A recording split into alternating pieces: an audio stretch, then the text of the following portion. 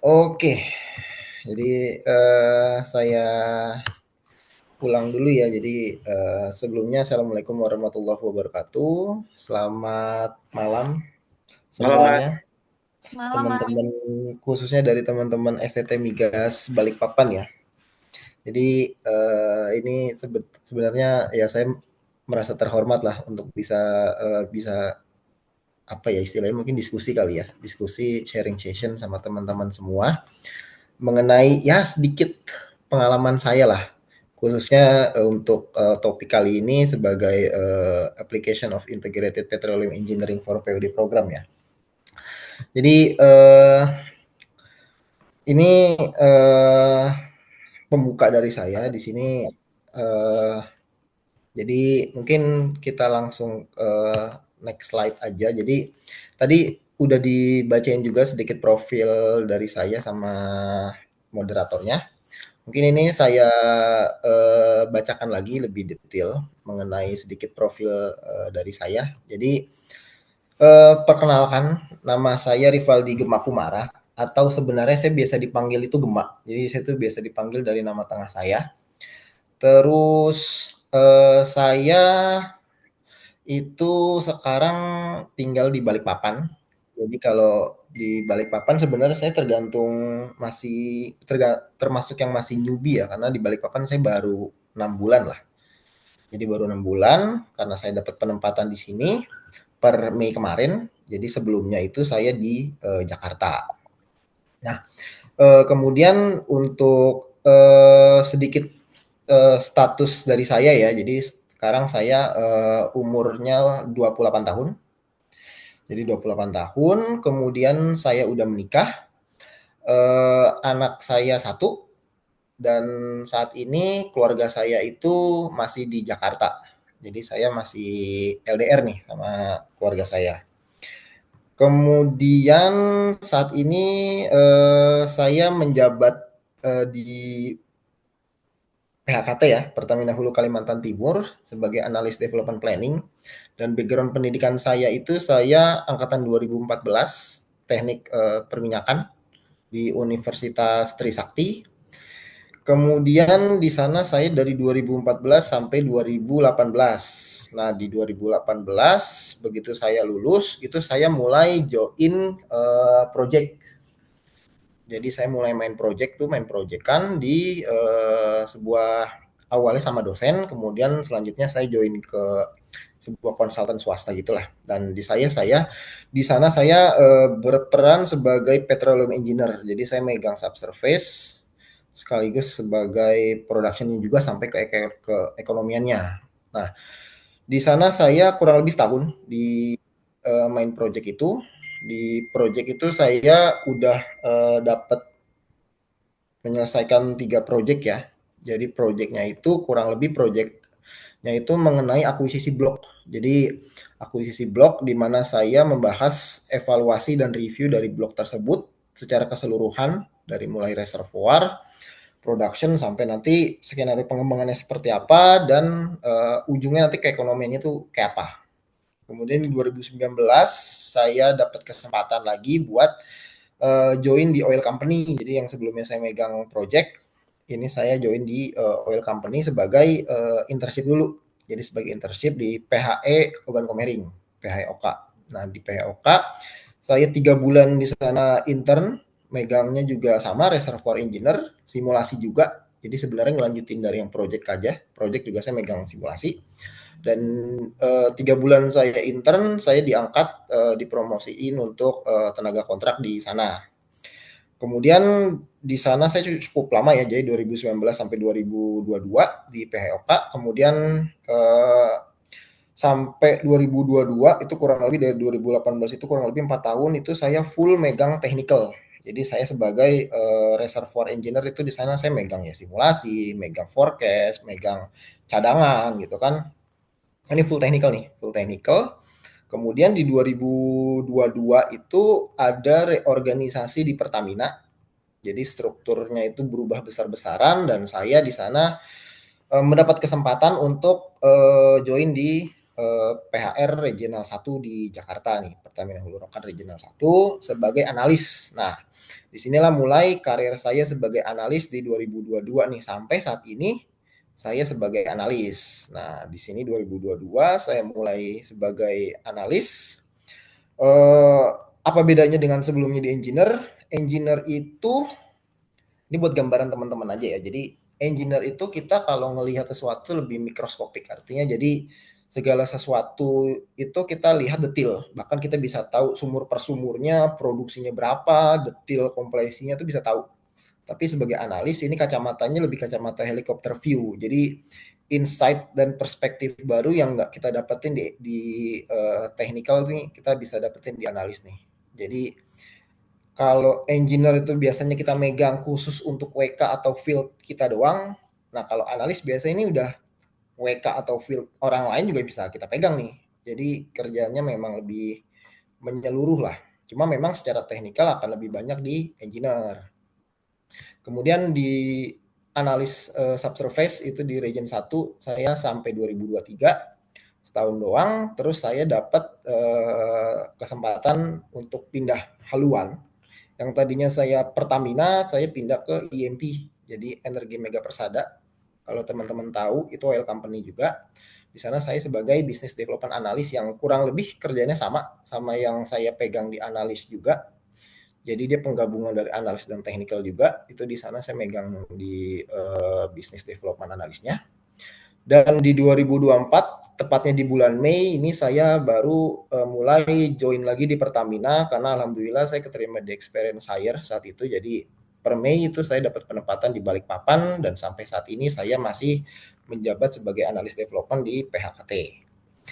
Nah, ini beberapa proyek yang udah saya lakuin dari 2018 sampai 2023 tahun kemarin. Jadi dari mulai proyek akuisisi yang udah saya lakuin di waktu saya masih megang proyek, 3 proyek ini. Kemudian ada juga nih 2 proyek tesis sebenarnya. Jadi waktu saya masih di OK itu saya kebetulan dapat kesempatan dan kepercayaan dari teman untuk ngerjain tesis mereka.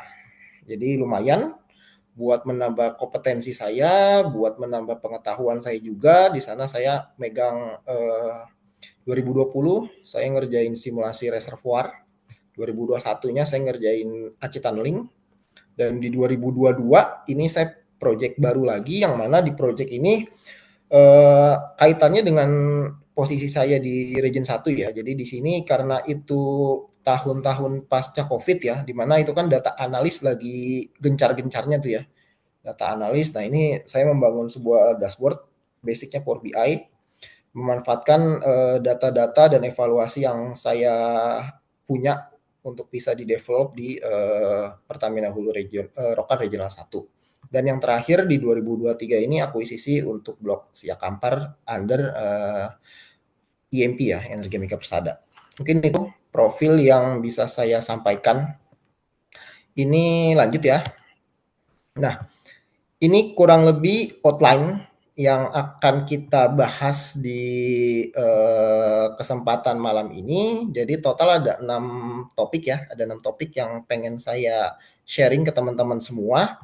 Jadi topik pertama itu kita akan coba ngebahas sedikit mengenai oil and gas bisnis prosesnya seperti apa. Jadi nanti teman-teman dapat gambaran kayak apa sih bisnis oil and gas itu dari mulai awal kita dapat blok sampai nanti blok itu kita produksi dan terakhir tuh kita abandon nih prosesnya seperti apa. Kemudian di sini ada topik yang kedua mengenai plan of development.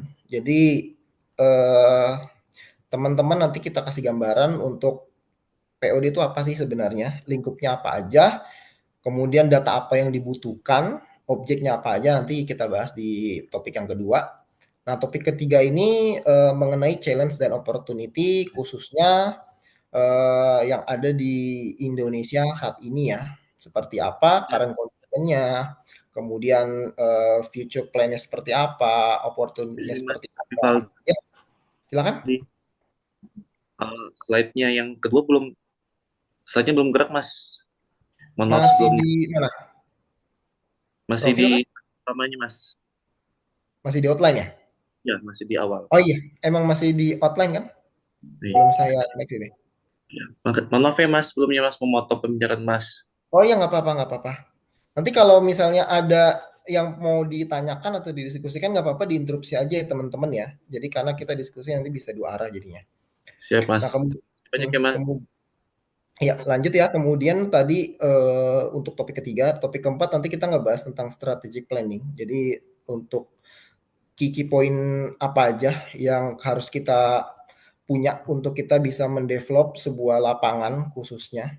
Kemudian yang topik kelima ini bagaimana cara kita untuk bisa mendapatkan skenario development yang udah kita planningkan sebelumnya untuk bisa kita kerucutkan lagi menjadi skenario development terbaik. Dan yang terakhir ini adalah hasil summary dari long term plan atau rencana pengembangan lapangan yang udah kita buat. Nah, ini kita bergerak ke topik pertama yaitu tentang oil and gas business process ya. Nah, ini mungkin ini teman-teman mungkin juga udah pada tahu ya. Jadi kurang lebih bisnis oil and gas itu kan terbagi menjadi dua ya. Jadi ada fase eksplorasi dan juga fase eksploitasi. Nah, fase eksplorasi ini kaitannya biasanya dari teman-teman GNG nih, dari teman-teman eksplorasi yang mana ini Oh, Mas. ya silakan. Slide-nya masih di slide yang pertama, belum bergeser ke slide kedua atau slide ketiga, Mas. Oh Masih di gitu, judul. masih di judul ya? Iya, tadi masih di judul, Mas. Oh sorry, coba ya saya stop share ya. Iya, Mas. Mohon maaf ya, Mas. Nggak Memotong apa-apa. pemikiran. Oke. Ini udah tampil?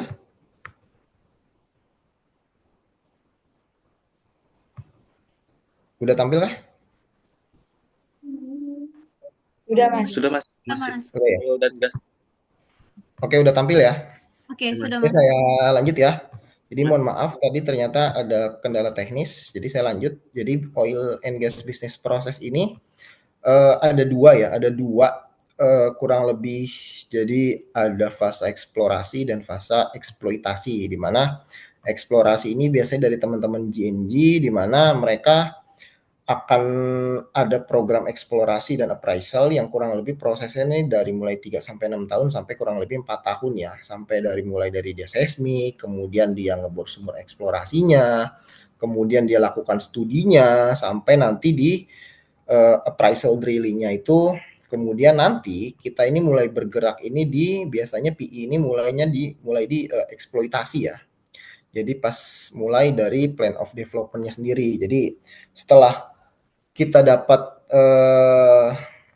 sumur appraisal, dapat studinya juga, dapat data-data yang kita terima dari teman-teman eksplorasi, kita mulai mengusulkan yang namanya ini plan of development atau POD ya. Di mana di POD sendiri ini lingkupnya nanti ada banyak yang akan kita bahas di slide selanjutnya. Nah, kemudian setelah kita udah mengusulkan plan of development kita seperti apa, ini kita mulai di fase development, di mana di fase development ini kita mulai komersialisasinya seperti apa, kita bangun fasilitinya, kita ngurusin izin-izin tentang permitnya dan lain-lain gitu ya, sampai kita ngebor sumur drilling developmentnya seperti apa, dan kemudian selanjutnya baru nih mulai fase ke produksi. Dan terakhir setelah lapangan itu berproduksi, yang terakhir ini kita fase abandon. Jadi benar-benar kita kembalikan wilayah kerja tersebut seperti sedia kala, seperti sebelum kita develop gitu ya. Nah, ini kita masuk ke topik kedua ya, plan of development. Ini sebenarnya lebih ke teori gitu ya. Lebih ke teori aja. Karena nanti fokus kita sebenarnya bukan ke teori ini, karena kalau teori mungkin teman-teman bisa baca sendiri dari PTKPOD yang ada di SKK Migas. Tapi ini saya kasih gambaran aja ya. Jadi POD itu apa sih? POD itu intinya dia tuh sebuah rencana pengembangan lapangan kita gitu ya, untuk ya bisa satu lapangan ataupun bisa lebih gitu ya, untuk bisa kita itu mempunyai skenario lah untuk kita bisa memproduksikan hidrokarbon yang ada di reservoir itu seberapa optimal, dapatnya berapa, terus keekonomian seperti apa, kemudian risk assessment-nya nanti seperti apa. Pokoknya semua planning yang kita akan lakukan di lapangan itu kita masukkan ke dalam plan of development. Nah, sifatnya ini sebenarnya plan of development adalah sebuah bisa menjadi payung hukum, artinya legalitas kita untuk bisa mengembangkan sebuah Dia bilang, lapangan. Reva mau ke sini, Gis. Bilang kan itu di kamar. Emang aku ngelarang? Enggak.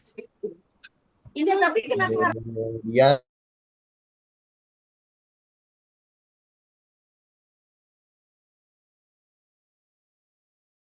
Kayak gara-gara kamu dari on anu deh. Jadi kayak kamu dikasih ini kan. Ini.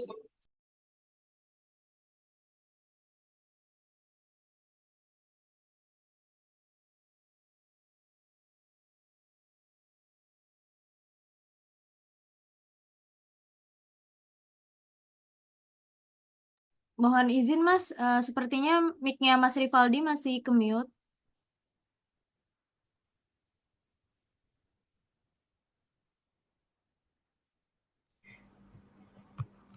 Oke, udah Oke. ya? Sudah Mas. Oke, saya lanjut ya. Jadi ini sebenarnya teman-teman bisa baca di PTK POD di SKK Migas. Jadi teman-teman bisa akses di situs SKK Migas sendiri. Dan ini adalah kurang lebih lingkup dari PTK POD-nya itu ya. Jadi dia itu akan meliputi dari mulai studi pengembangan, kemudian pembahasan POD-nya, baik itu pembahasan subsurface-nya, kemudian non-surface, keekonomiannya, itu akan masuk dalam lingkup POD-nya juga, dan kemudian tahap pengajuan POD juga masih dibahas dalam lingkup tersebut, persetujuannya juga masih dibahas, sampai nanti monitoring POD yang rutin sebenarnya dilakukan tiap tahun.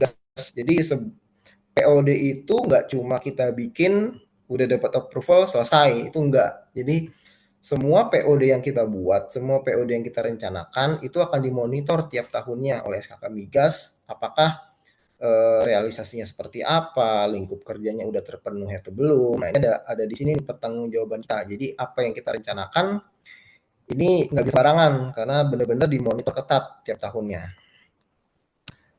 Nah, ini kurang lebih referensi yang saya pakai di POD ini ya. Jadi referensinya kita ambil dari PTK POD yang dikeluarin oleh SKK Migas tahun 2021 revisi ketiga. Jadi waktu kuliah ini masih revisi 1. Dan seiring berjalannya waktu, bisnis prosesnya juga makin dinamis.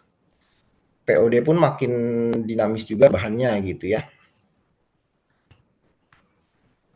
Nah, ini adalah data-data yang meliputi dari POD itu sendiri. Jadi untuk bisa mengembangkan sebuah lapangan utuh gitu ya, ini kita tuh butuh data geologi. Karena dari geologi ini nanti teman-teman GNG di output terakhir itu kan dia pasti dari mulai input lah ya, inputnya dia akan membahas dari mulai geologinya seperti apa, seismiknya nanti seperti apa, sampai modelingnya nanti seperti apa, sampai nanti akhir itu nanti mereka akan mengeluarkan angka in place.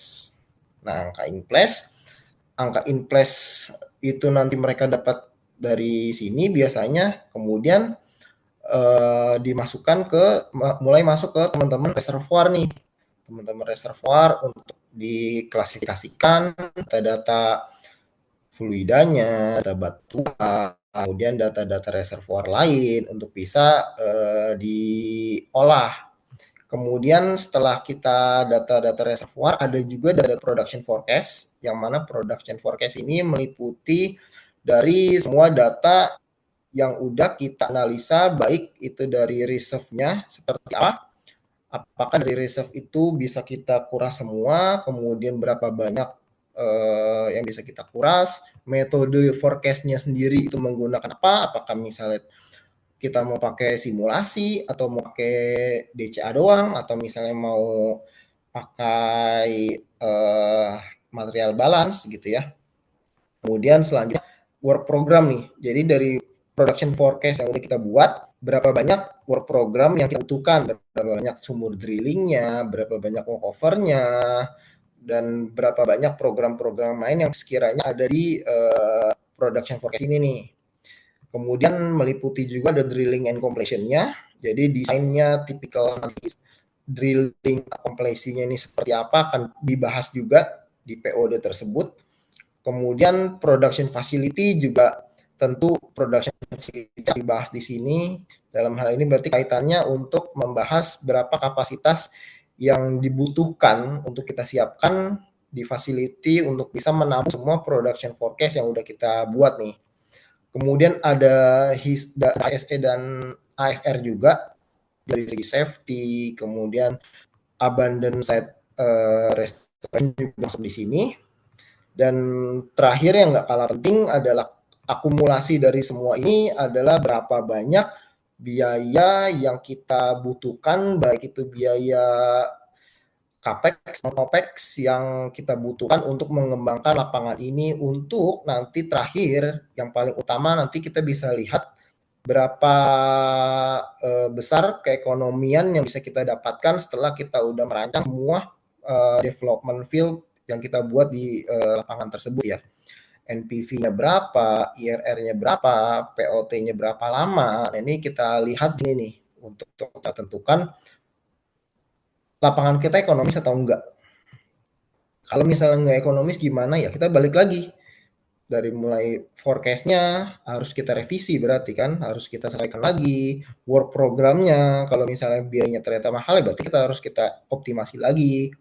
Nah, kurang lebih prosesnya seperti itu. Jadi looping dia sampai nanti mendapatkan ekonomi yang terbaik. Nah, ini adalah tools-tools yang bisa kita gunakan, yang biasa kita gunakan untuk mengembangkan sebuah lapangan. Di sini ada dari mulai reservoir, petrofisis, drilling and completion, well testing, ada produksi juga, keekonomian, dan juga data manajemen.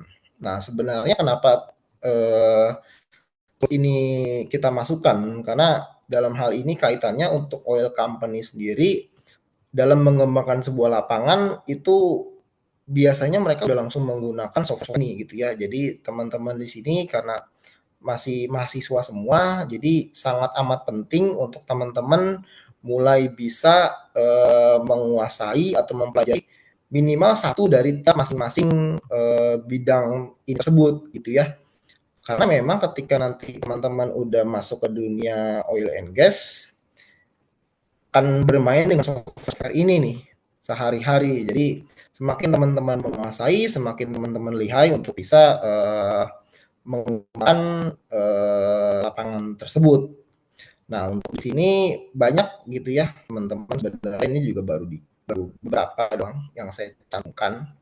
Kemudian ada beberapa yang menarik di sini yang sebenarnya ini belum ada gitu ya pada saat zaman saya dan sekarang muncul, yaitu data manajemen. Karena dengan seiring berjalannya waktu, data juga sekarang udah digital semua, jadi data manajemen ini juga penting. Jadi teman-teman bisa punya BI atau Tableau atau Microsoft Project, ini juga sangat penting nih untuk bisa teman-teman mengembangkan sebuah lapangan. Karena dalam hal ini kalau saya tarik garis belakang sedikit, saya masuk ke dunia oil and gas pun berkat ya software ini gitu ya. Ketika saya menguasai software ini, kemudian saya bisa dikasih kepercayaan untuk join di project tersebut. Jadi ini bekal yang sangat penting buat nanti teman-teman kuasai untuk kalau teman-teman pengen berkarir di dunia oil and gas, pengen coba berkarir di dunia minyak, baik itu mungkin oil company, service company, karena itu memang biasa kita gunakan. Nah, yang selanjutnya itu tentang challenge dan opportunity ya. Jadi di sini kita akan membahas challenge yang ada di khususnya Indonesia ya. Jadi Indonesia ini khususnya SKK Migas punya target sampai nanti di 2030 mereka punya target 1 juta BOPD atau 12 billion scf per day. Nah, ini adalah target yang dimiliki oleh semua oil company yang ada di Indonesia, bahwa nanti 2030 kita harus mengejar sampai total itu 1 juta barrel oil atau 12 billion scf per day. Nah, kalau teman-teman lihat di sini current production untuk 2023 sendiri ya, ini berdasarkan report dari SKK Migas. 2023 ini angkanya masih ada di angka 600 ribuan barrel oil dengan sekitar 6,6 billion scf per day. Nah, artinya masih ada gap yang cukup lumayan sampai nanti kita bisa ngejar 7 tahun ke depan sampai di 2030 untuk bisa mendapatkan 1 juta barrel atau 12 BCF nih. Nah, apa strategi yang coba diimplementasikan oleh SKK Migas kepada K3S K3S yang ada, yaitu ada 5 secara keseluruhan ya. Jadi dari mulai kita improvement existing aset, dalam hal ini kita improvement baseline kita, jadi dengan pekerjaan WI, pekerjaan WO, yang harapannya bisa menahan laju decline. Jadi kalau misalnya kalau teman-teman lihat masuk di chart yang sebelah kanan, ini poin nomor 1 tadi, improvement existing asset, ada di paling bawah sini ya, warna hijau, artinya dia menahan decline. Kemudian yang kedua adalah acceleration reserve to production, artinya ini adalah sebuah program yang harus dilakukan untuk mempercepat pergerakan cadangan dari tadinya itu minyak ini masih cuma ada di reservoir, ini kita produksiin ke permukaan. Kegiatan apa aja ya, salah satunya bisa drilling, kemudian bisa improve facility misalnya. Banyak kegiatan-kegiatan yang bisa dilakukan untuk mempercepat perpindahan dari angka resource menjadi angka production.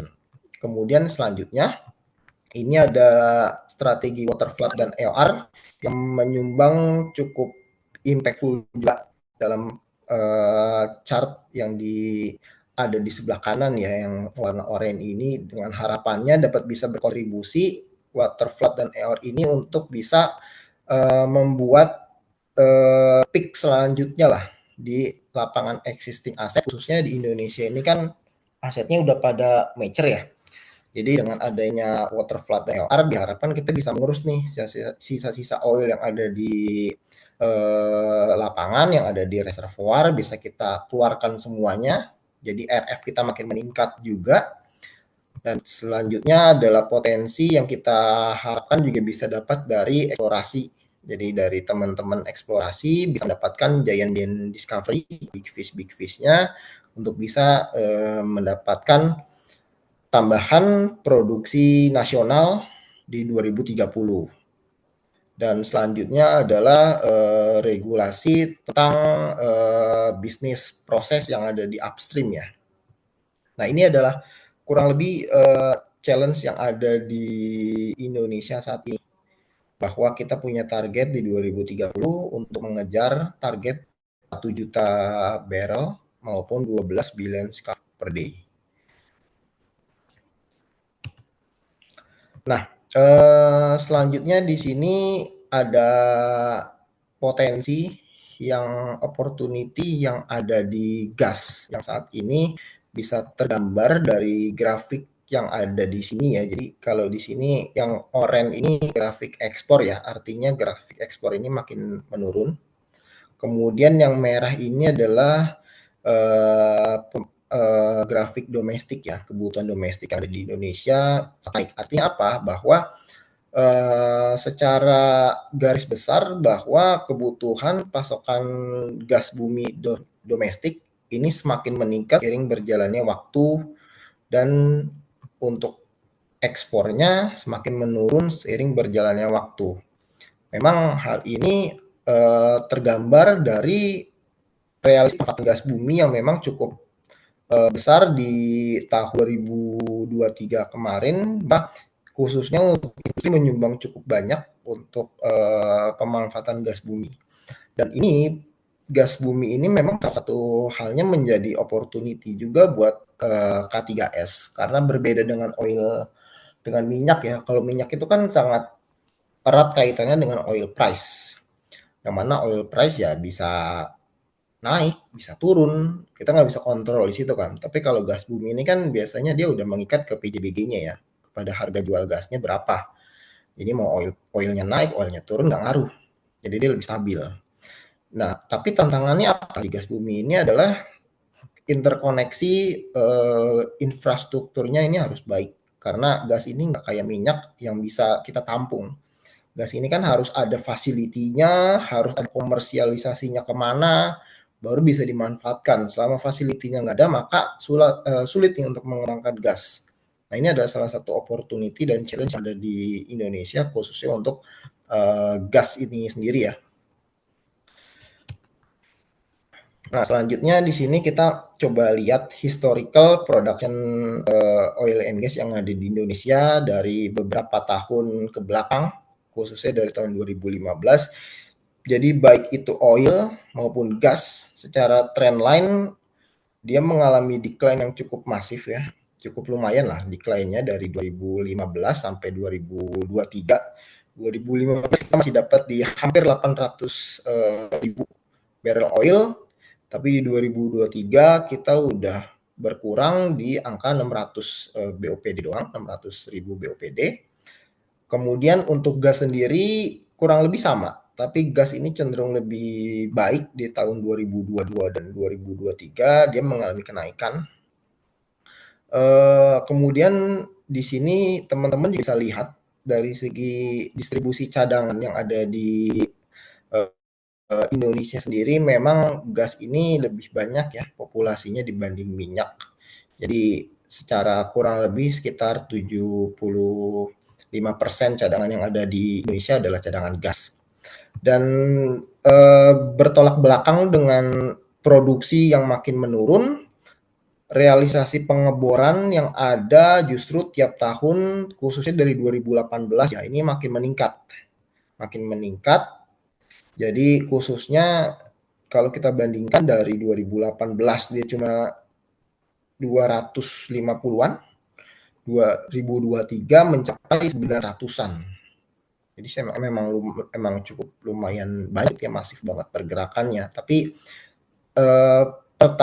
pertumbuhan dari pengeboran ini tidak diiringi dengan produksi yang cukup menggembirakan ya, karena decline-nya masih cukup tajam.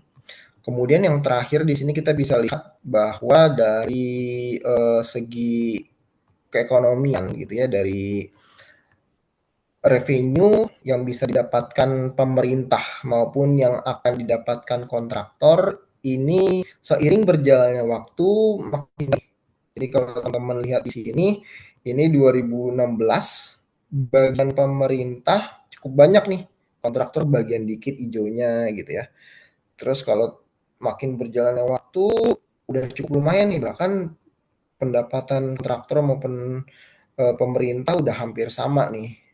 Karena ya itu tadi ya, banyaknya udah field yang makin mature, kemudian juga tentu banyak yang harus dipertimbangkan oleh K3S untuk bisa tetap bisa beroperasi dengan tantangan yang ada, maka ini yang bisa dioptimalkan.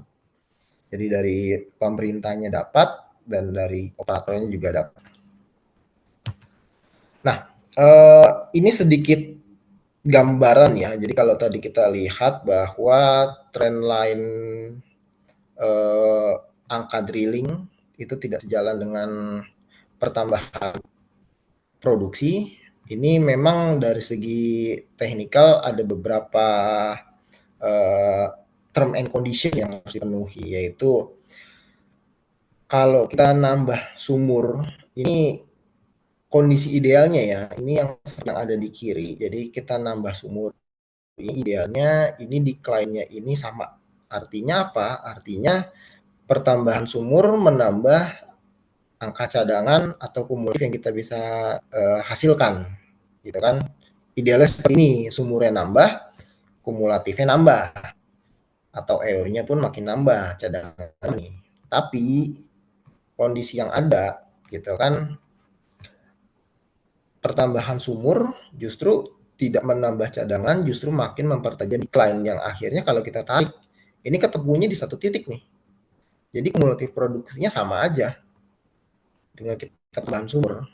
Nah, ini tergambar dari creaming curve yang ada di sini ya. Jadi kalau kita ngedrill di sebuah lapangan gitu ya, kita misalnya pengen bikin program pemboran gitu kan, kita udah dapat model reservoirnya, udah dapat angka cadangannya, kemudian kita mau planning nih berapa banyak sumur yang kita bor. Nah, ini sebenarnya jumlah sumur yang kita bor ini nggak bisa sembarangan, nggak bisa kita asal colok-colok aja. Kita juga bisa untuk kita bisa gambarkan berapa sih sumur yang ideal, karena semakin banyak sumur, dia nanti akan ada satu titik di mana ya grafiknya akan mulai plateau nih. Jadi artinya nambah sumur tidak akan menambah kumulatif, justru akan makin ya kumulatifnya segitu aja, kita buang-buang duit di sini.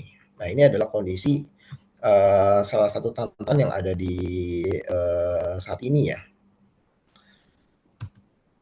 Nah, ini sedikit gambaran yang saya ambil di SKK bahwa pertumbuhan WK yang ada di Indonesia khususnya dari 2015 ya, 2015 ini mengalami penurunan ya, walaupun secara WK eksploitasi justru meningkat nih.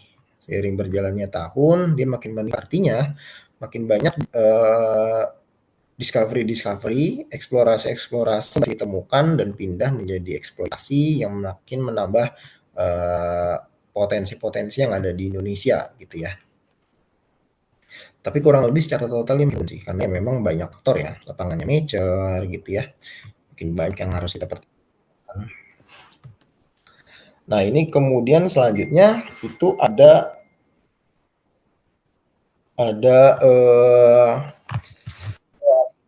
dan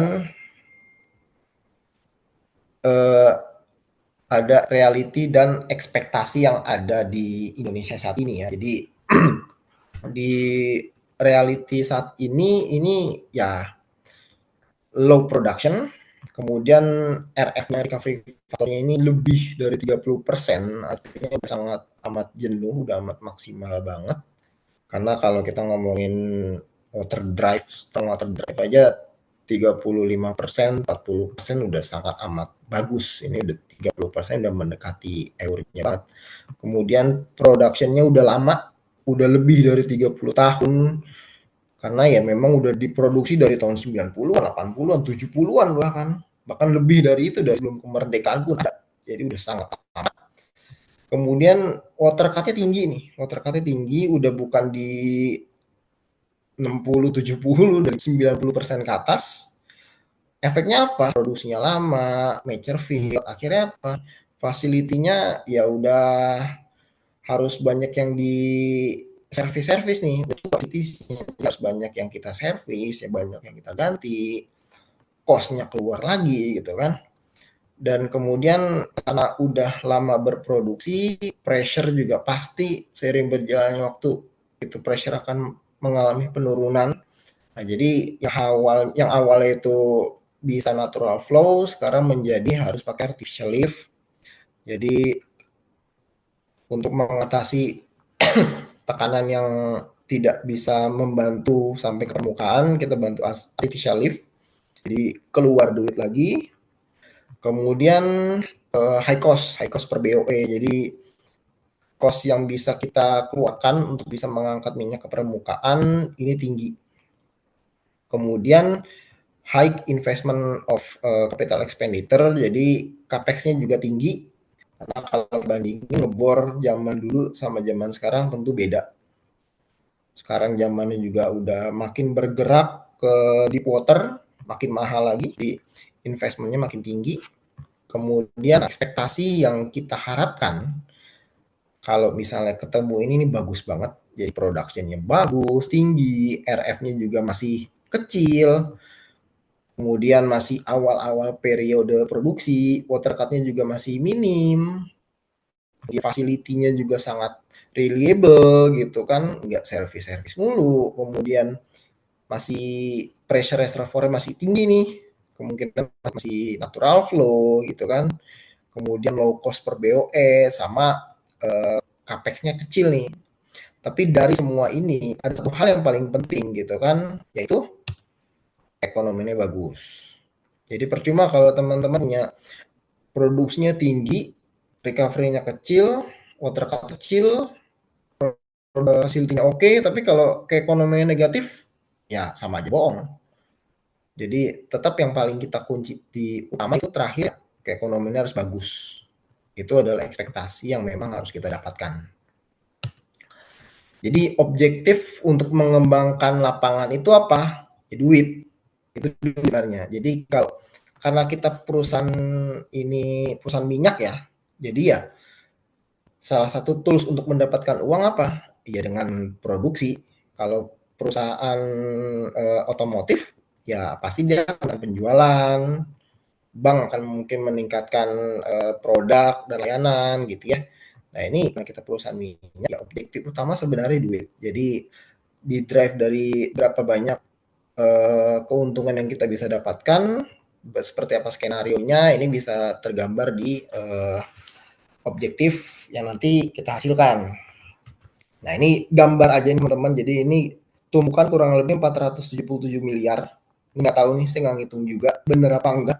Saya juga belum pernah megang. Jadi ini total duit lah gitu ya, yang memang menjadi objektif di pengembangan sebuah lapangan. Nah, selanjutnya strategic planning ya.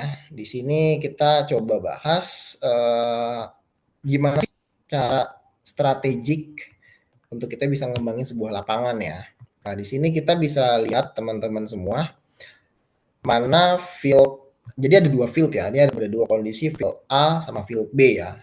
Ini saya gambar barusan, jadi ini cepat aja nih.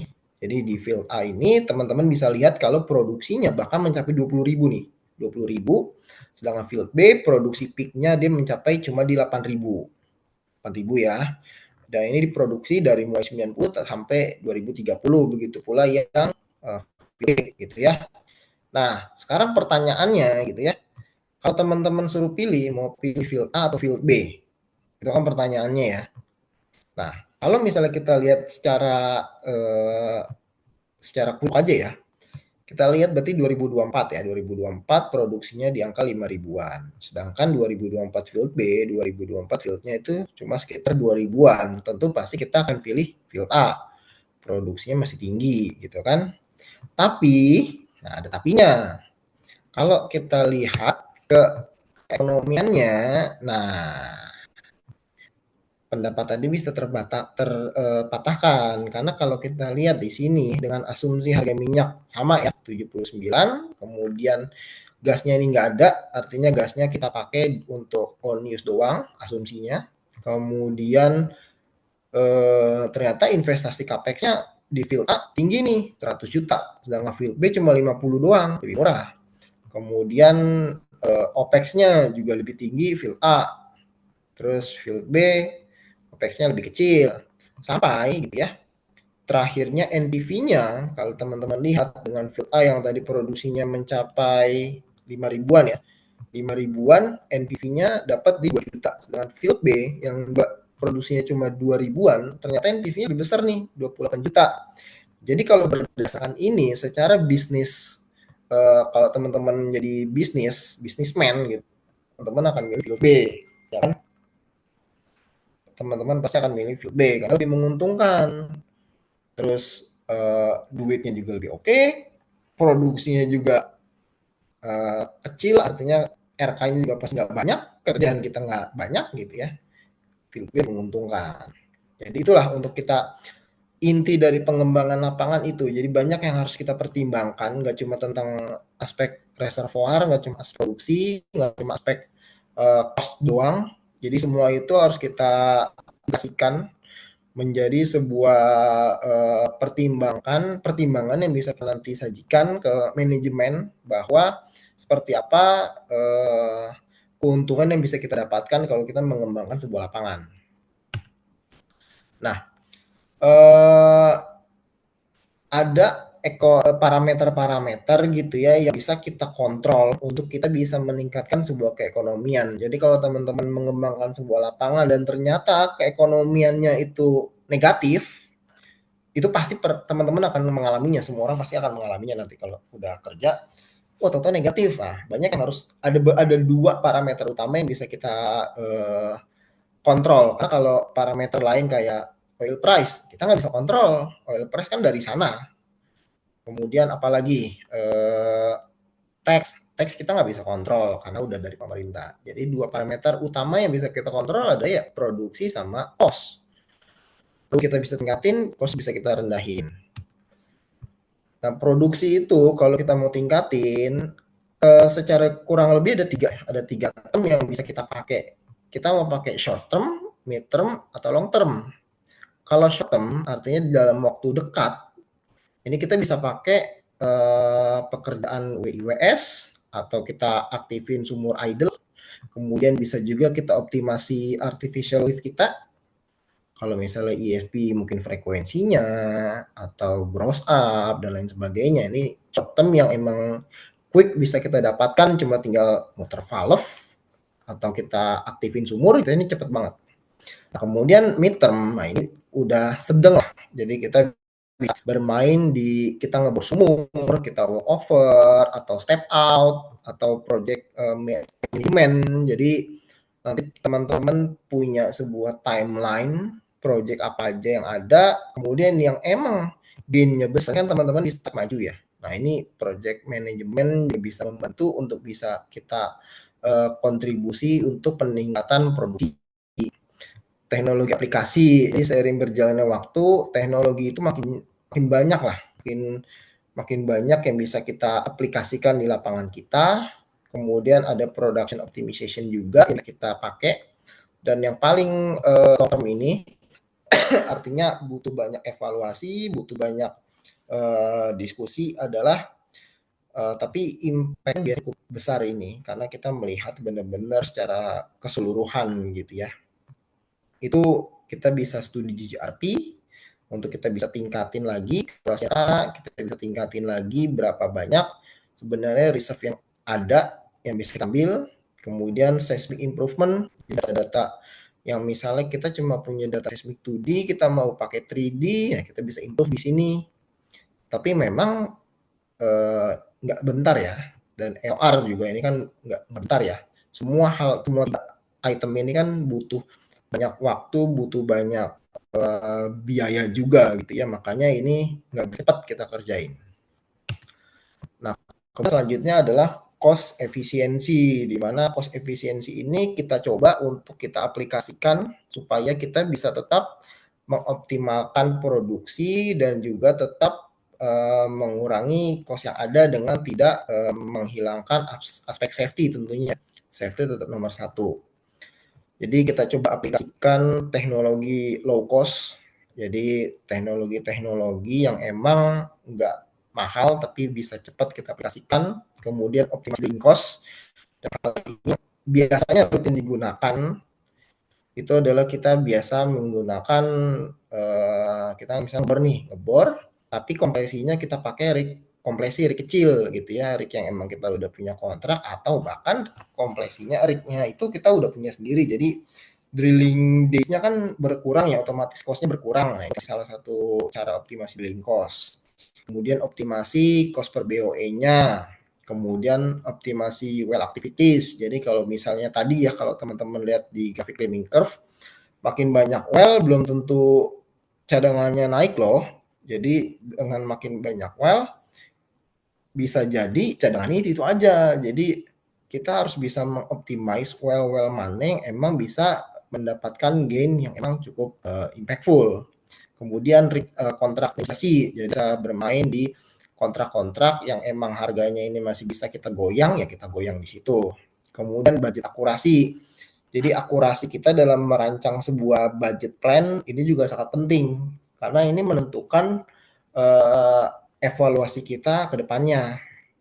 Kemudian sisanya ini adalah tentang mengenai bisnis proses yang ada di company ya, yang dalam ini udah menyangkut top management, stakeholder, massive campaign. Nah ini kita bermain di sini juga nih untuk cost efisiensi. Jadi kebijakan dari top to bottom.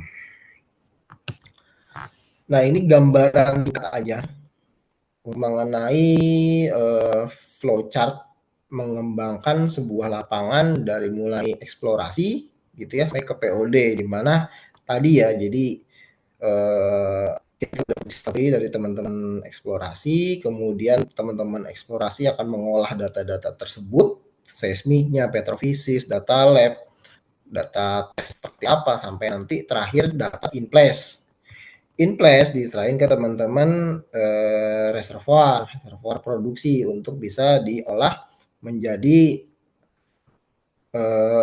reserve-nya nanti seberapa besar dan forecasting mau apa, DCA, hambal atau simbol reservoir, untuk selanjutnya kita produksikan dan kita bisa evaluasi secara keekonomian dia bagus apa enggak. Kalau enggak bagus, ya berarti bisa kita evaluasi ulang gitu ya, apakah masih bisa kita optimize lagi produksi kita, atau memang udah nggak bisa sama sekali, ya maka POD tersebut tidak akan kecil kemungkinan disetujuinya, pasti akan dikembalikan gitu ya. Nah, ini untuk flowchart mengetahui in place yang biasa dipakai dari teman-teman eksplorasi ya. Ini kita skip aja. Nah, untuk strategi yang biasa kita gunakan untuk memforecast data-data dinamik yang udah kita terima biasanya, jadi kita bisa pakai ya simulasi reservoir, material balance, atau ya DCA gitu ya. Ini memang tiga metode ini yang biasa rutin kita pakai untuk mengembangkan sebuah lapangan ya.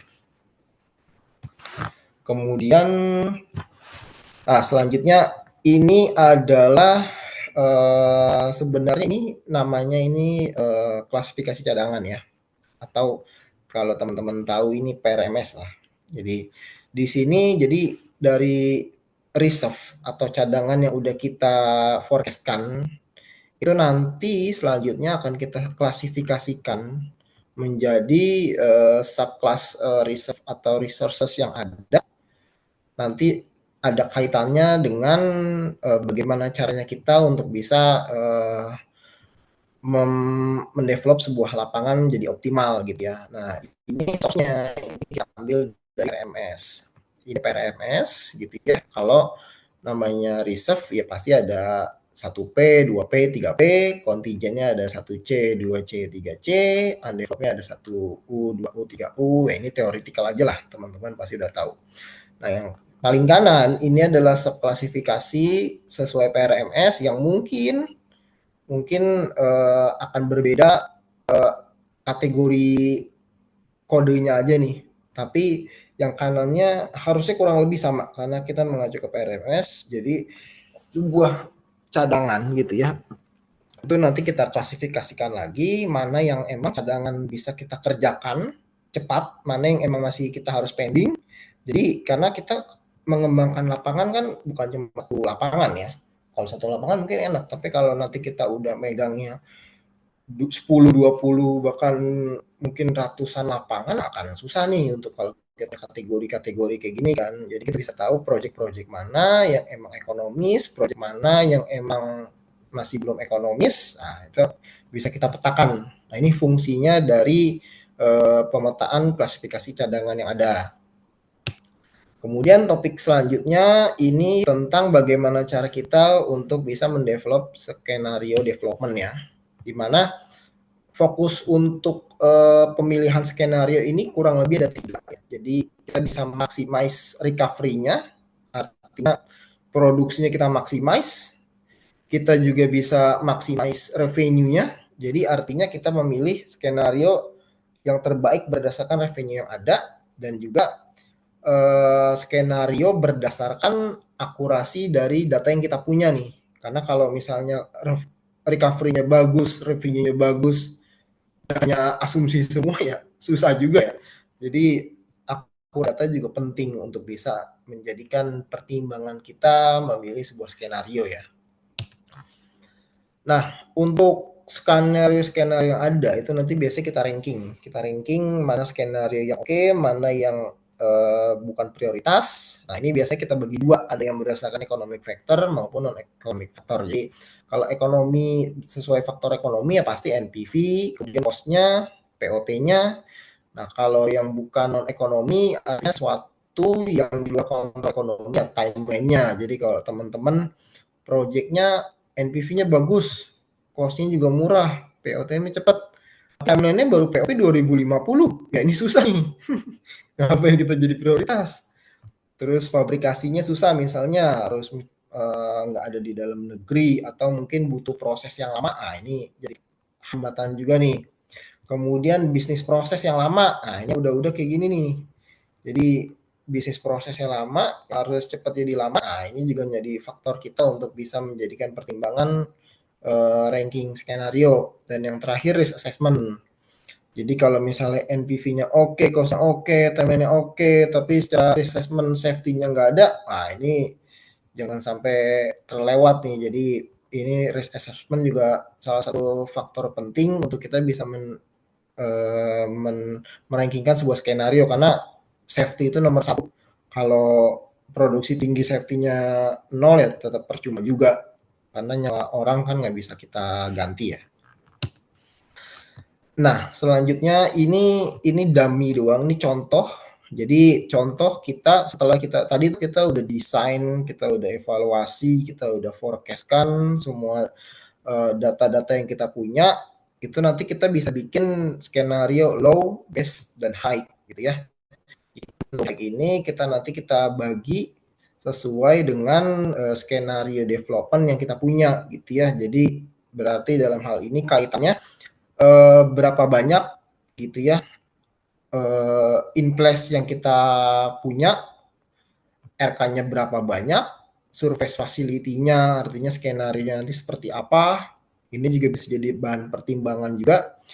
Kemudian production rate-nya juga kalau kita bandingkan tiap skenario itu seperti apa. Kemudian kalau di sini asumsinya rate-nya memang sama, tapi karena ini lapangan ini ceritanya gas, play to-nya ini beda. Ada yang 5 tahun, 8 tahun, 10 tahun gitu kan. Kumprotnya, kemudian kumprot ekot juga. Ekot ini artinya kumprot sampai economic limit, bukan economic limit saja, economic yang positif lah. Jadi misalnya nih, kayak misalnya ini economic life-nya sampai 2035, tapi ternyata dari 2031 ke belakang cash flow-nya negatif ya, berarti kan ekotnya cuma sampai 2030 kan. Kita ngapain produksi 2031 ke belakang kalau cash flow-nya negatif kan. Kemudian capex-nya berapa banyak investasi yang kita keluarkan kan. Kemudian berapa operating cost yang kita keluarkan juga, sampai nanti terakhir ini berapa banyak NPV yang kita ambil dari masing-masing skenario low, base, high ini. Nah, ini summary yang bisa kita sajikan untuk kita bawa ke manajemen untuk bisa dipertimbangkan skenario mana yang mau kita ambil untuk kita bawakan dalam sebuah pengembangan lapangan gitu kan. Jadi makin banyak data, makin banyak skenario, biasanya banyak pertimbangannya. Nah, ini topik terakhir, yaitu tentang long term plan. Jadi di sini adalah summary dari hasil pengembangan lapangan yang udah kita buat. Jadi long term plan ini adalah sebuah proses yang memang menggabungkan, mengintegrasikan semua proses yang ada di K3S gitu ya. Dalam hal ini kaitannya pengembangan lapangan berarti. Karena 1, 2, 3, 4, 5 pilar ini akan saling keterkaitan nih. Untuk goals-nya tentu meningkatkan produksi dan meningkatkan revenue gitu ya. Nah, ini kita akan integrasikan, kita kolaborasikan menjadi sebuah pengembangan lapangan jangka panjang yang memang bisa terbaik untuk bisa kita implementasikan gitu kan. Makanya kolaborasi dan alignment masing-masing fungsi ini penting nih untuk kita mengembangkan sebuah lapangan. Nggak bisa berdiri sendiri-sendiri, nggak bisa oke, produksinya naik nih 2030 misalnya, tapi di WO-nya nggak ada RK apa-apa di situ. Nah, masa nggak ngapa-ngapain kalau itu produksi naik. Nah, itu kan nggak ngobrol namanya mereka. Nah, ini alignment yang kayak gini sangat kita perlukan nih untuk kita bisa mengembangkan sebuah lapangan. Nah, ini contoh untuk sebuah pengembangan lapangan gitu ya, di mana di sini ada yang paling kiri ini contoh profil yang kita hasilkan, di mana di sini ada legendnya, ada R1, K2, K3, K4 sesuai klasifikasi cadangan yang tadi. Jadi R1 ini artinya dia baseline, existing, do nothing. Nah, K2, K3, dan 4 ini adalah project-project POD yang kita kembangkan di lapangan tersebut. Nah, yang paling kiri ini adalah grafik cost terhadap jumlah sumur. Jadi kita bisa tahu nih estimasi cost-nya berapa besar, kemudian RK-nya itu sumurnya itu baik sumur drilling maupun WO-nya berapa banyak juga bisa tergambar di sini. Nah, yang paling bawah ini adalah timeline yang kita coba kita kembangkan, di mana di sini ada 3 project ya. Ada K2, K3, K4, di mana project-project ini ada timeline dari mulai POD 1, 2 sampai POD yang ketiga untuk di mana contoh gitu ya, yang POD CCC ini studi 2 tahun, kemudian dia usulin POD 2023 dan baru bisa drilling dan produksi di 2024. Nah, nanti kalau teman-teman udah mendevelop ini, udah coba evaluasi, nanti biasanya pertanyaan top manajemen itu simple, mereka nggak akan nanya, oh forecast teman-teman pakai simulasi atau apa, enggak. Top manajemen nggak akan nanya ke arah sana, nggak akan nanya teknis. Pertanyaan top manajemen simple, nanti, oh ini kenapa on stream baru 2024, kenapa nggak bisa 2023? Nah, simple, jadi kenapa pertanyaan-pertanyaan basic gitu ya, yang kita akan muter otak gimana cara ini dari 2024 kita bisa maju 2023. Apakah studinya bisa kita potong waktunya, atau proses POD-nya bisa kita persingkat. Nah, ini yang biasa kita temukan dalam mengembangkan sebuah lapangan. Tantangan-tantangan, challenge-challenge yang akan kita temukan untuk mengembangkan sebuah lapangan umumnya seperti itu. Jadi top manajemen itu nggak akan melihat lagi untuk forecast, untuk technical, karena biasanya mereka udah fokus ke isu strategis, berapa banyak revenue-nya, timeline-nya kapan. Nah, itu biasa yang akan difokuskan di sana. Nah, key point kita untuk mengembangkan sebuah rencana jangka panjang itu ada kurang lebih ada beberapa hal ya. Yang pertama adalah production improvement. Jadi bagaimana cara kita untuk mengimprovekan produksi kita dengan memanfaatkan aset yang ada. Kemudian reserve dan resources classification. Jadi klasifikasi cadangan yang ada ini kita juga perlu kita bukukan. Jadi ibaratnya ini resources classification itu kalau kita analogikan ibarat buku tabungan lah. Teman-teman punya duit, tapi kalau teman-teman nggak simpen di tabungan gitu ya, di bank, ya itu kan nggak akan tercatat. Teman-teman punya, misalnya teman-teman punya duit 50 juta, tapi bentuknya masih mobil misalnya. Ya mobil kan perlu dijual dulu buat menghasilkan 50 juta. Perlu komersial berarti kan. Setelah komersial, duitnya pun teman-teman harus teman-teman bukukan dalam rekening kan. Baru teman-teman bisa tahu, oh punya saldo 50 juta nih. Itu kan hasil dari mobil tadi. Nah, ini pentingnya reserve dan resource classification membantu kita dalam membuat rencana jangka panjang. Kemudian number of activities, berapa banyak work plan yang kita butuhkan untuk mengembangkan sebuah lapangan. Jadi apakah semakin banyak work plan ini berimpact bagus, ataukah semakin dikit work plan berakibat baik? Nggak juga, itu harus kita lihat dari masing-masing kondisi yang ada. Kemudian development skenario dan commercialization, karena percuma kalau developmentnya ini bagus tapi komersialisasinya misalnya gas gini ya, gas itu nggak ada pembelinya, ya nggak bisa kita jadiin cuan berarti kan di sini. Kemudian cost efisiensi, jadi bagaimana cara kita untuk bisa mengurangi dari pengeluaran cost yang ada, dan project management. Jadi project-project yang kaitannya ini memang impactful besar dan memang bisa kita optimize majukan di tahun-tahun awal, ya kita akan majukan. Nah, ini adalah key point yang kita bisa kita terapkan dalam mengembangkan sebuah lapangan. Dan selanjutnya ini adalah strategik inovatif kita. Kalau misalnya kita pengen mengembangkan sebuah lapangan, karena mengembangkan sebuah lapangan atau memperbaiki keekonomian itu kan nggak harus dari pengembangan lapangan doang gitu ya. Kalau pengembangan existing aset yang tadi lah ya, ini udah banyak kita bahas, tapi ada juga cara-cara strategik lain yang bisa kita terapkan, kayak misalnya new venture nih. Jadi kita mendapatkan atau kita mencoba mencari big discovery di eksplorasi nih. Nah ini dengan kita mendapatkan big discovery, otomatis keekonomian kita, aset kita juga makin naik. Kemudian ada juga merge acquisition and partnership nih. Artinya kaitannya kita bisa mencoba untuk akuisisi aset-aset yang emang masih oke gitu ya.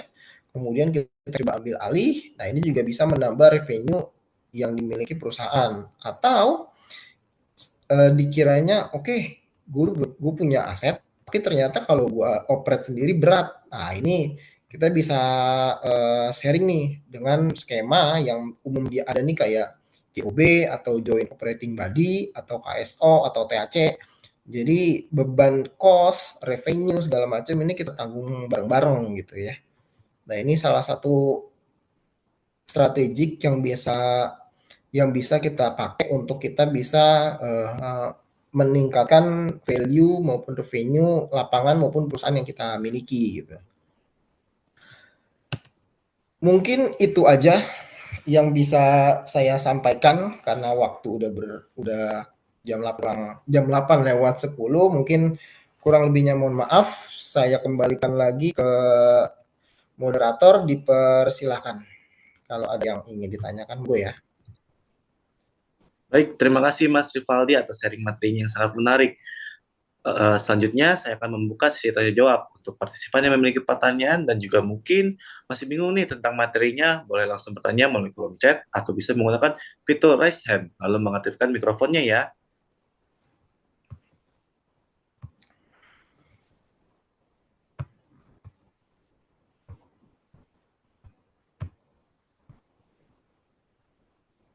Saya persilahkan untuk Chris Willy untuk bertanya. Ya, kasih sebelumnya suara saya jelas ya? Kayaknya. Oke. Terima kasih Mas Rivaldi atas presentasinya, menarik Mas tadi. Maaf saya off cam nggak bisa ini di luar. Ya, pertanyaan saya ini Mas, ada beberapa sebenarnya. Ini saya pertanyaan pertama, kan di daerah Kalimantan Timur ini kemarin ada tuh berita tentang ini habis ada giant discovery gitu ya di daerah Kaltim, mungkin gas reservoir gitu. Nah itu apakah nanti akan,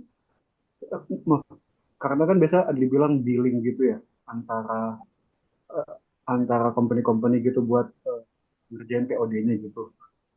Saya penasaran di bagian situ Mas. Maksudnya apa dealing itu ya? Apakah mereka kayak lelang gitu, ada kaitan sama lelang gitu? Saya masih belum paham di situ. Mungkin buat. Oke. Tadi Mas siapa? Mas Willy ya? Iya, terus dulu Mas. Iya. Jadi mungkin saya menjawab pertanyaannya ya berdasarkan apa yang saya tahu ya. Jadi memang sebuah discovery itu kita tentu harus kita lihat dulu. Yang pertama skema kontraknya seperti apa ya? Karena apakah WK tersebut tadi kan dalam hal ini contoh kasusnya Eni ya, apakah WK tersebut WK Eni gitu ya, dan seperti apa rencana pengembangan Eni ke depannya, apakah Eni akan mencoba mengembangkan si discovery tersebut secara in-house gitu ya, berarti sendiri, atau akan mencoba bekerja sama dengan pihak lainnya gitu kan, karena pasti ada evaluasi lain setelah ditemukan discovery, pasti ada evaluasinya, ada studinya lagi gitu ya, untuk kita bisa determine, oke, ini bagus. Karena masih banyak sih, masih tahapnya itu masih panjang setelah discovery sampai nanti kita bisa menentukan pengembangan lapangan yang cocok gitu ya. Jadi banyak faktornya sih Mas. Bisa jadi memang Kalau misalnya karena tergantung dari kontrak lapangan tersebut ya. Mungkin itu Mas Willy ya. Oh iya, baik Mas. Kasih Mas. Oh iya, ini saya ada pertanyaan lagi boleh Mas ya? Mungkin dua lagi Boleh. gitu. Oh iya, ini Mas terkait PTK. Di Mm-mm. POD kan kita ada kaitan sama PTK gitu ya. Nah, kalau kita memang oil and gas, kemungkinan PTK-nya mungkin satu gitu ya. Tapi kalau eh, atau kalau salah mungkin bisa dikoreksi. Tapi kalau kita memang oil and gas field, tapi kita mau pakai EOR gitu mungkin CO2 injection, apa kita harus pakai PTK yang untuk CCS juga gitu Mas? Atau cukup PTK POD oil and gas saja gitu? Oke, pertanyaan bagus ya. Jadi PTK eh, kalau untuk eh, proses bisnisnya sebenarnya masih kita bisa pakai untuk PTK POD yang ada ya. Cuma untuk LR ini memang ada PTK baru yang memang kalau teman-teman pengen coba develop hal lain nih kayak CCUS itu ada PTK sendiri untuk kita bisa main di sana karena nggak bisa kita pakai PTK POD doang. Ada PTK CCUS lagi yang memang diatur oleh SKK Migas sebagai regulator. Mereka akan monitor, akan coba untuk kontrol di sana untuk CCUS. Tapi dalam hal itu kayak misalnya water flood biasa atau injeksi polimer gitu ya, itu masih bisa kita pakai PTKPOD biasa sih. Kalau CCWS kan beda ya, dia udah beda lah ya karena itu udah carbon storage utilization ya. Mungkin itu Mas Willy ya. Semoga Oh menjawab. iya, ya menjawab Mas. Tadi saya kira tetap perlu dikombin gitu ya, diintegrasikan gitu karena kalau kita injek CO2-nya kita harus lihat ceilingnya juga gitu. Tadi saya kira begitu Mas. Jadi agak bingung juga di situ. Oh ya, juga ini Mas boleh kalau tentang keekonomisan gitu Mas ya. Itu kan ada kalkulasinya sendiri mungkin beda Hmm. departemen gitu ya. Nah, kalau tadi misal kita punya field baru gitu kan, ini saya nanya tentang praktikalnya di pekerjaan Mas nih mungkin gitu ya. Nah, Masnya kan yang bagian developnya gitu. Nah, itu kalau Masnya mungkin develop kasih skenario skenario gitu kan nanti dikasih ke tim finance mungkin ya atau masnya bisa kalkulasikan sendiri gitu ada kayak mungkin sheet Excel-nya sendiri gitu yang bisa langsung oh ini bagus nih skenario-nya layak diajukan ke POD-nya atau harus di ke tim finance-nya dulu. Oke. Ini ini coba saya share ulang ya untuk materi tadi. Jadi untuk keekonomian yang umum biasa kita pakai itu nanti kita akan punya namanya spreadsheet ya. Spreadsheet kalau Indonesia kan cuma ada gross split sama cost rate ya. Ini udah tampil ya layar saya. Iya mas kelihatan mas. Nah, Terus kayak ekonomi itu kan biasanya ada gross split sama cost rate.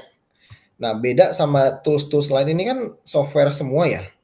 Nah, kalau keekonomian ini biasanya ini kita pakai Excel aja, tapi memang Excel tersebut udah kita program lah, udah template di mana tinggal kita masukin input-input yang dibutuhkan, data-data eh, term condition yang ada, itu kita bisa langsung running nih keekonomiannya bagus apa enggak gitu kan. Jadi ini tools yang memang kepake banget kalau kita mau coba ngitung sebuah keekonomian di sebuah lapangan gitu kan. Nanti inputnya apa aja? Inputnya itu yang utama forecast produksi, pasti.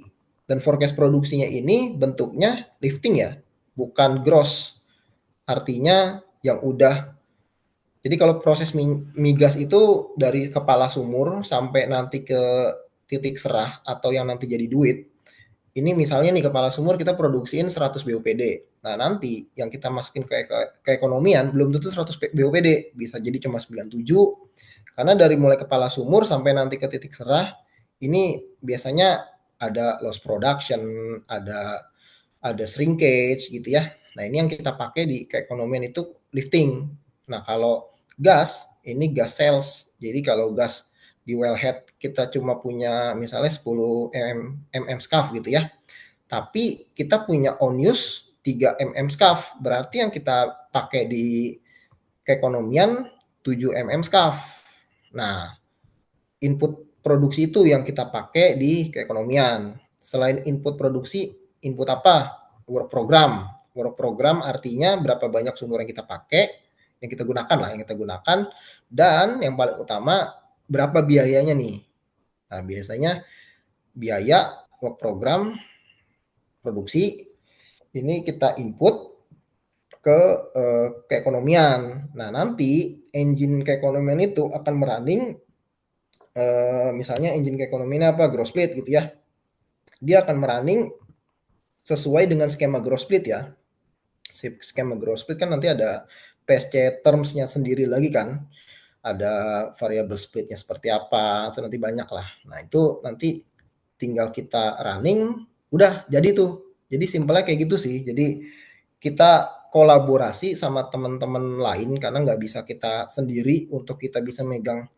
Ya kalau saya di Pertamina karena perusahaannya gede ya, ini production forecast, kemudian capex opex itu kan biasanya kan udah pasti udah ada fungsi tim lain lah yang emang kita ngurusin itu kan. Jadi kita tinggal terima datanya, kita running, dapatlah keekonomiannya.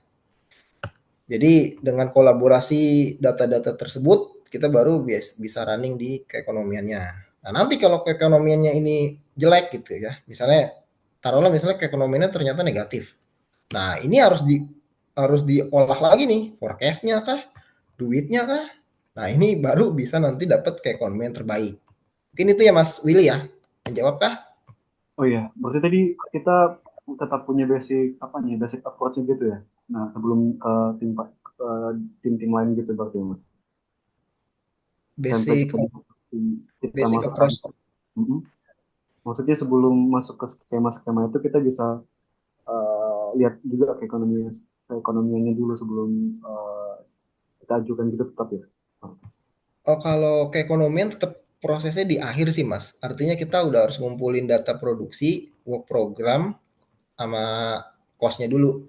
Nah, kalau misalnya udah kita punya 3 data itu yang utama, baru kita bisa masukin ke spreadsheet keekonomiannya. Jadi kalau misalnya kita cuma bisa tahu keekonomiannya bagus atau enggak setelah kita running keekonomian, intinya gitu. Oke, Jadi Mas. kalau misalnya kita belum olah di spreadsheet-nya, maka kita masih belum tahu nih apakah forecast kita, cost kita udah optimal atau belum. Iya, iya. Itu Memang subsurface ini ya kerjanya nanti seperti itu nih, jadi looping gitu ya. Jadi kalau ekonominya harus di firmak, ya produksinya juga harus di firmak gitu sih. Oke, oke Mas. Makasih Mas Valdi atas jawabannya. Oke, sama-sama. Untuk Bang Dodi, saya persilahkan untuk bertanya. Thank you. Sebelumnya suara saya kedengaran. Kedengaran masuk. Oke, sebelumnya terima kasih Mas Rivaldi atas presentasinya yang sangat menarik buat teman-teman student. Dan ini ada beberapa pertanyaan yang mungkin saya bisa tanyakan. Yang pertama, yang di bagian exploration. Nah, pada saat kita menemukan proven reserve atau cadangan terbuktikan yang begitu lumayan atau banyak gitu kan. Tapi pada saat di tahun itu oil price lagi turun-turunnya atau lagi anjlok gitu. Nah itu kan yang saya tahu kita bisa melakukan penutupan sumur sementara ya atau mungkin dari Mas ada opsi yang lain gitu. Terus yang kedua yang mengenai mensupport goals dari Indonesia sendiri untuk di tahun 2030 memproduksi 1 juta oil barrel per day. Ya kan itu ada beberapa metode yang saya tahu, diantaranya ada drilling exploration sama EOR kan. Nah, terus yang tadi Mas Rivaldi sendiri ada mention percuma kalau kita melakukan banyak drilling gitu, tapi decline curve-nya sama dengan laju alirnya sama aja. Dan mungkin kalau misalnya izin bertanya Mas, kalau kita kan termasuk di luar negeri ya, di luar negeri itu kan kebanyakan sudah ini pakai non konvensional drilling, dan yang saya dengar-dengar juga di area Sumatera sendiri itu Sumatera Field itu udah melakukan metode non-konvensional drilling yang dimana langsung melakukan pengeboran di area source rock atau kitchen kan. Dan otomatis kayak produksi oil yang diproduksi itu semakin banyak karena kalau menurut analogi kan karena di dapur gitu Mas. Dan yang ketiga yang di bagian ekonomikal Mas Rivaldi, kan penjelasan Mas Rivaldi tadi ada sempat mention yang di bagian ekonomikal itu NPV, IRR, sama POT kan. Kebetulan saya juga semester 7 Mas udah belajar seperti itu. Dan yang ingin saya tanyakan kan sebelum kita mencapai output NPV, IRR, terus POT, otomatis kita ada cost recovery, ya kan? Atau tagihan dari pemerintah itu sendiri. Dan izin bertanya Mas, untuk cost recovery itu ada standarnya sendiri atau setiap lapangan beda-beda gitu Mas? Mungkin itu aja sih yang bisa saya tanyakan. Terima kasih Mas Rivaldi. Oke, Mas Dodi ya. Jadi pertanyaan pertama mengenai eksplorasi ya. Jadi bagaimana kalau misalnya saat kita eksplorasi nih gitu ya, oil price-nya jatuh gitu kan. Nah, memang itu menjadi hal umum ya sebenarnya, nggak cuma eksplorasi, di development pun kalau misalnya oil price jatuh itu ngaruh banget. Banyak project yang nggak akan jalan, banyak project yang akan tertunda, dan approval-nya pun pasti akan sulit. Nah, caranya gimana? Ya kita harus bisa mencari potensi lain sih. Salah satunya ya misalnya kita coba commingle kah? Kita coba cari zona prospek lain kah yang bisa kita optimalkan. Tujuannya supaya kita bisa membantu menaikkan keekonomian dengan oil price yang jatuh tadi. Karena meng, apa ya, mentemporary shut in sebuah lapangan itu biasanya itu menjadi last option banget sih, yang sangat amat tidak direkomendasikan karena kita udah keluar duit banyak, kita udah melakukan evaluasi gitu ya. Kalau misalnya masih bisa kita optimize dengan resources yang ada, dengan cadangan yang ada, itu biasa dikejar sih. Kalau misalnya kendalanya non teknis, bisnis proses, waktu, itu bisa kita kejar. Tapi kalau udah misalnya kaitannya nanti non technical gitu ya, ya kita harus bermain di optimasi potensi yang ada dengan misalnya di lapisan lain harus kita buka, atau misalnya kita pernah tuh waktu itu saya coba skenario dengan misalnya nih kita buka dulu lapisan A gitu ya selama nanti sampai decline-nya jatuh di misalnya 5 tahun gitu ya, baru nanti 5 tahun tersebut saya buka lagi lapisan selanjutnya supaya nanti secara keekonomian bagus nih gitu kan. Nah itu cara-cara umum yang bisa kita pakai untuk bisa ningkatin keekonomian sih Mas, sampai nanti kita bisa declare oke, kita bisa ngajuin proposal ini dengan kondisi oil price yang ada. Atau opsi selanjutnya ya kita hold dulu sih programnya memang sampai nanti oil price membaik sih. Tapi itu last option banget biasanya. Itu yang pertama ya. Terus yang kedua tadi mengenai ini ya, 1 juta barel ya Mas ya. Iya benar Tapi, Mas Rivaldi. tapi tadi pertanyaannya ini apa Mas ya? Saya masih belum nangkep. Ini ya sih, kan di area Sumatera kan ini kita mau support kan sekarang di tahun 2023 kemarin kan sekitar untuk produksi oilnya itu 606 kan.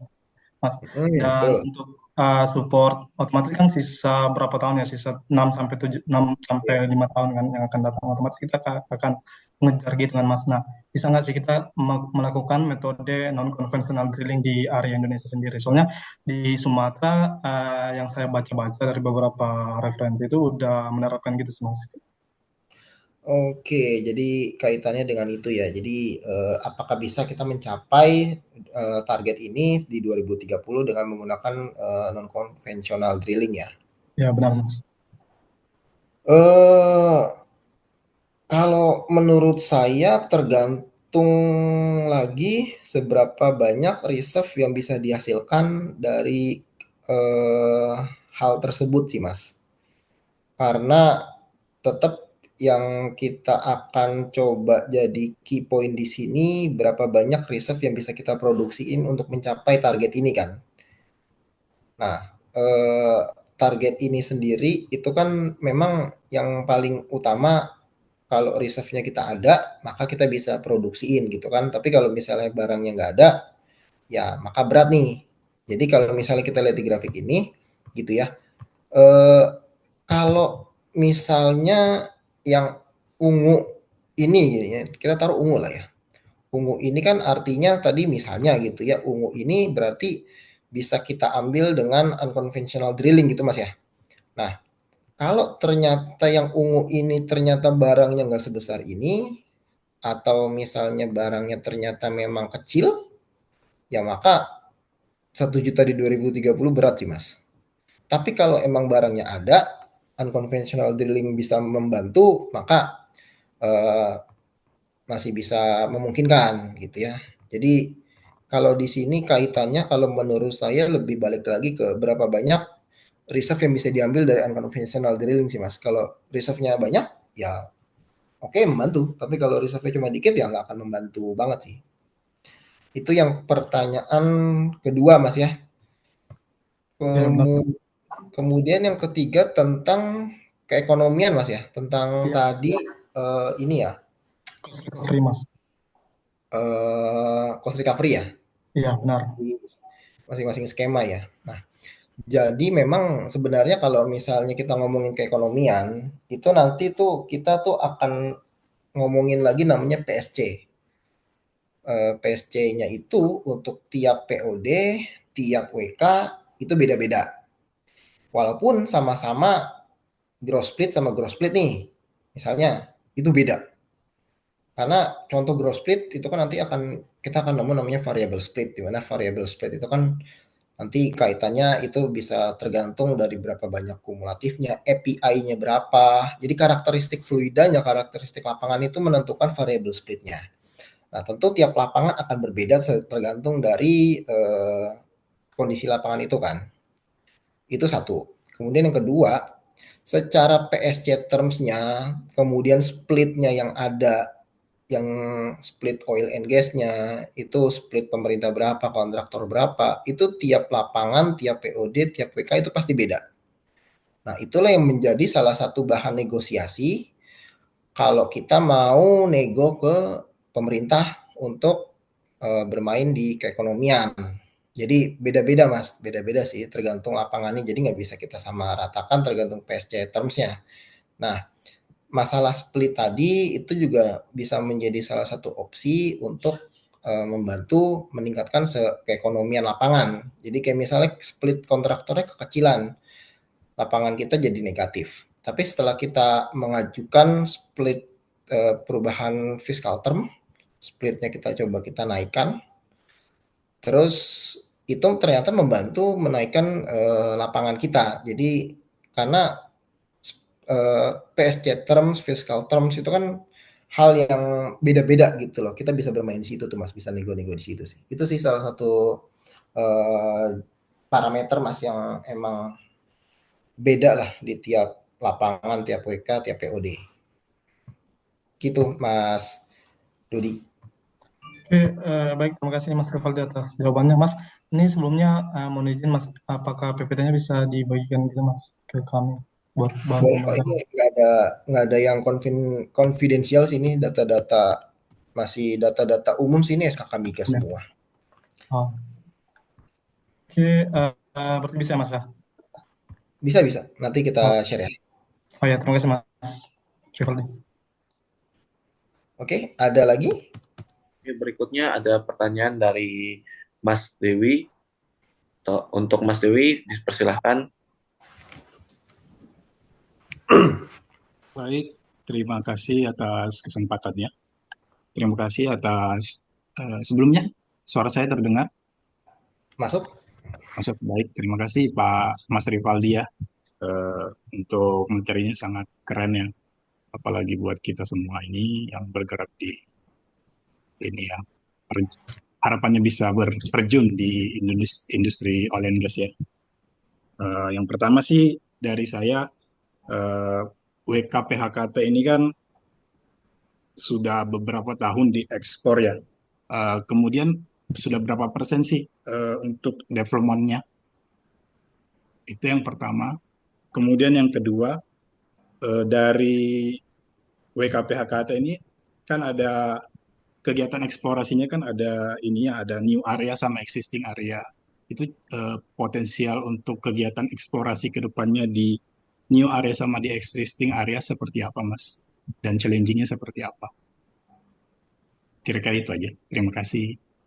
Oke, yang pertama tadi tentang PHKT ekspor ya, kalau nggak salah ya. Ekspor apa nih Mas ya maksudnya?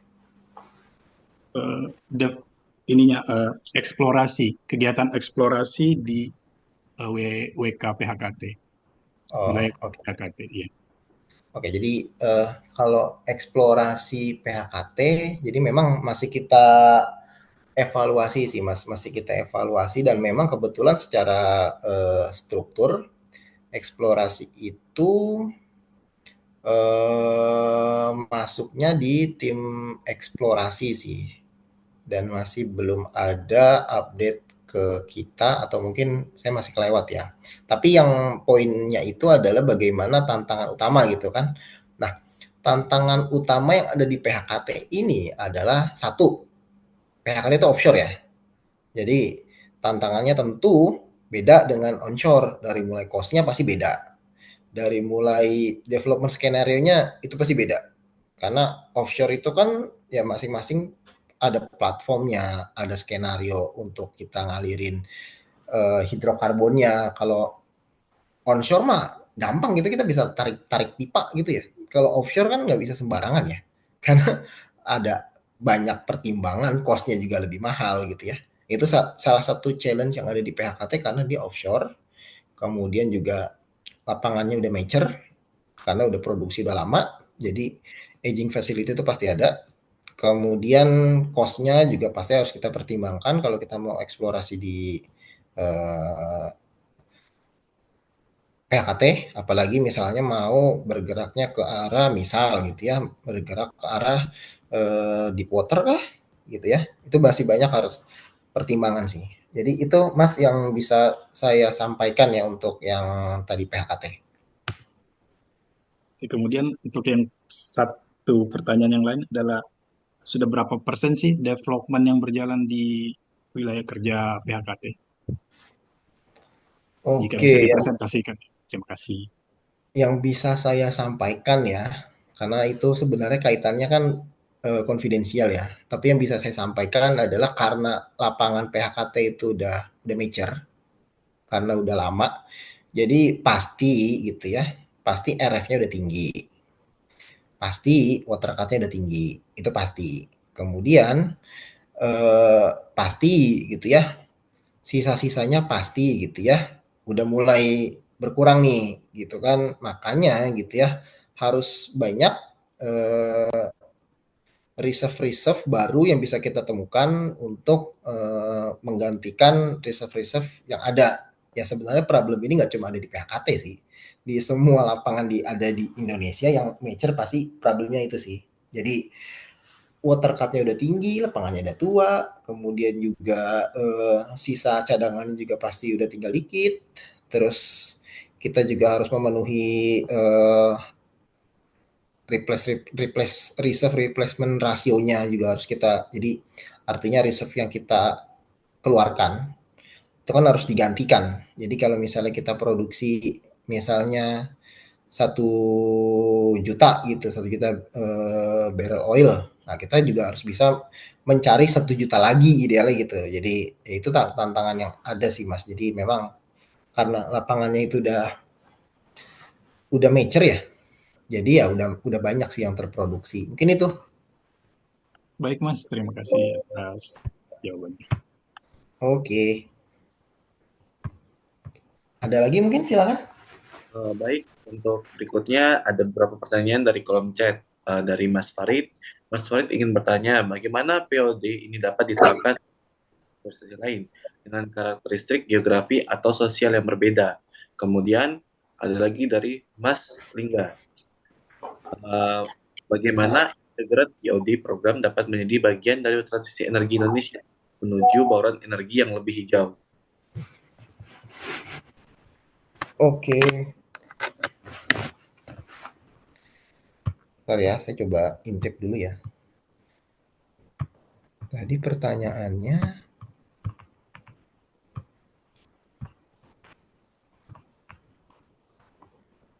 oke, dari Farid ya, izin bertanya bagaimana PUD dapat diterapkan di lokasi eksplorasi lain dengan karakteristik geografis dan sosial yang berbeda.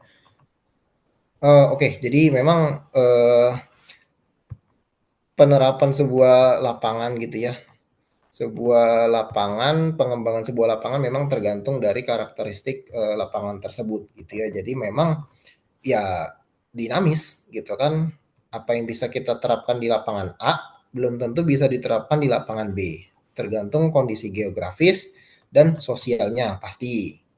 Apalagi kalau kita misalnya ke lapangan-lapangan yang isu sosialnya tinggi, itu pasti eh, jadi tantangan lagi tuh. Jadi memang tergantung dari lapangan-lapangan yang akan kita lakukan sih. Jadi teknologinya bisa beda, metodenya bisa beda, hasilnya bisa beda, outputnya tapi tetap satu, tetap sama. Outputnya tetap sama, yaitu mendapatkan keekonomian yang terbaik, produksi yang optimal, outputnya tetap sama kok. Cuma metode caranya pasti beda-beda. Oke, mungkin itu menjawab ya dari Farid ya. Kemudian selanjutnya si ini ya dari Lingga ya. Bagaimana integrated POD dapat menjadi bagian transisi energi Indonesia menuju baruan energi yang lebih jauh. Oke. Jadi memang kalau kita ngomongin strategi POD dalam hal transisi energi ini ya, memang Indonesia punya target transisi energi di 2050 ya, 2050. Dan memang itu kita disupport banget dari SKK Migas dan memang di kita sendiri eh, pembahasan tadi sebenarnya itu pembahasan WKWK konvensional ya, artinya WKWK yang masih eh, hulu migas lah. Nah, tapi ada juga WKWK unkonvensional seperti yang geothermal, itu juga menjadi salah satu bagian POD atau program pengembangan lapangan yang menjadi salah satu support untuk energi transisi energi di Indonesia ya. Jadi memang kaitannya masih bisa terintegrasi ke sana. Jadi ada masih ada lapangan geothermal, masih ada lapangan unkonvensional lain yang ada di Pertamina juga ada di K3S lain juga pasti ada. Jadi masih banyak. Mungkin itu dari saya ya untuk Lingga. Semoga menjawab. Terima kasih banyak ya Bang atas jawaban-jawaban yang terima kasih banyak Mas Rivaldi atas jawaban-jawaban yang sudah diberikan. Oke, karena waktu kita yang terbatas, demikian sesi tanya jawab kali ini saya tutup. Selanjutnya adalah penyerahan memento sebagai bentuk apresiasi kami kepada speaker kita yaitu Mas Rivaldi. Kepada Mbak Anis sebagai project manager saya persilahkan. Oke, terima kasih moderator. Assalamualaikum dan selamat malam. Terima kasih saya ucapkan untuk Mas Rivaldi karena telah meluangkan waktunya untuk menjadi speaker dalam event kami serta telah membagikan ilmu yang sangat bermanfaat. Semoga ilmu yang Mas bagikan tadi bisa bermanfaat bagi kita semua yang ada di Zoom ini. Dan saya selaku project manager dari acara ini ingin menyerahkan memento ini kepada Mas Rivaldi sebagai bentuk apresiasi kami. Mohon diterima ya, Mas. Iya, terima kasih banyak. Terima kasih, Mas. Baik, terima kasih Mbak Anis dan kepada Mas Operator saya persilahkan untuk mengambil dokumentasinya ya. Oke, 1, 2. Sebentar ya.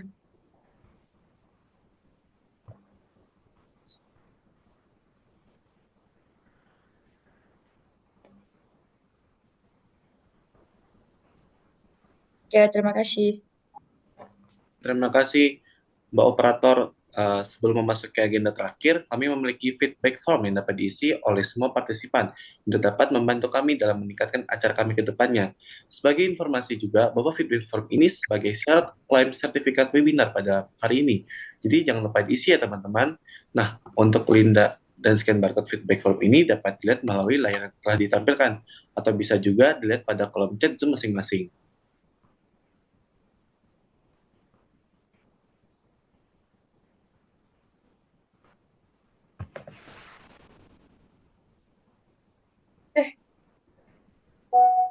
Sambil menunggu teman-teman mengisi line feedback-nya, oh ya Mas, mungkin kita bisa bercerita sedikit nih Mas.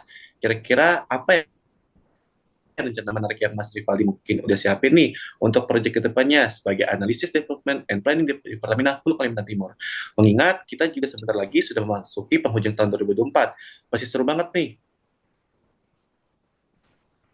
Sorry Mas, tadi putus-putus gimana Mas?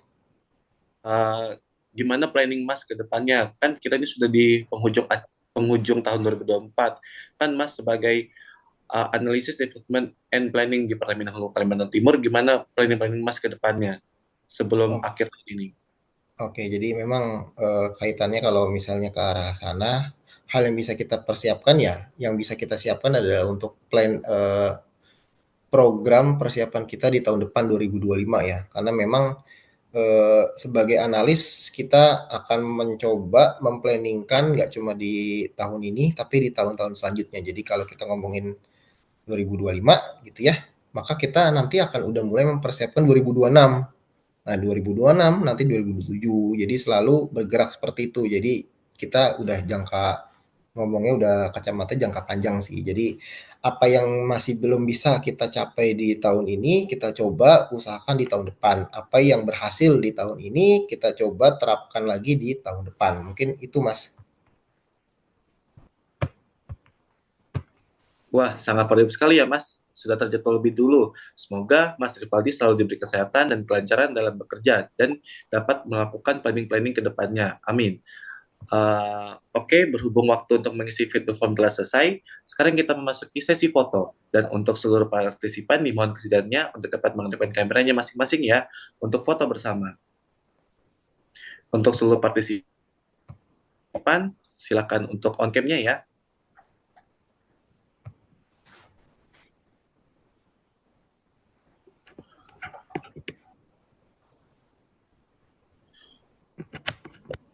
Untuk Mbak Operator, silakan mengambil gambarnya ya.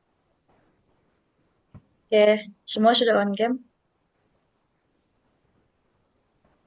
Oke, satu. Sebentar ya. Sebentar. Sebentar dulu ya.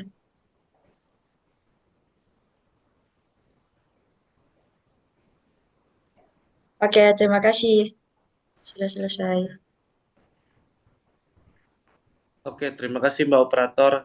Baiklah, tidak terasa sekarang kita sudah berada di penghujung acara. Sekali lagi saya ucapkan terima kasih banyak kepada Mas Rivaldi yang sudah bersedia hadir dan berbagi ilmu bagi kita semua, yang tentunya sangat menarik dan nambah insight kita semua. Tidak lupa juga saya ucapkan terima kasih kepada seluruh partisipan yang telah hadir pada hari ini. Saya, Rehan Putra Desa, selaku moderator, mohon pamit undur diri. Selamat malam, wassalamualaikum warahmatullahi wabarakatuh, and see you in the next event. See you. Makasih semua, makasih. Terima kasih Mas Terima kasih Rivaldi. Mas Rivaldi. Terima kasih Mas Rivaldi. Izin live ya. Ya Mas.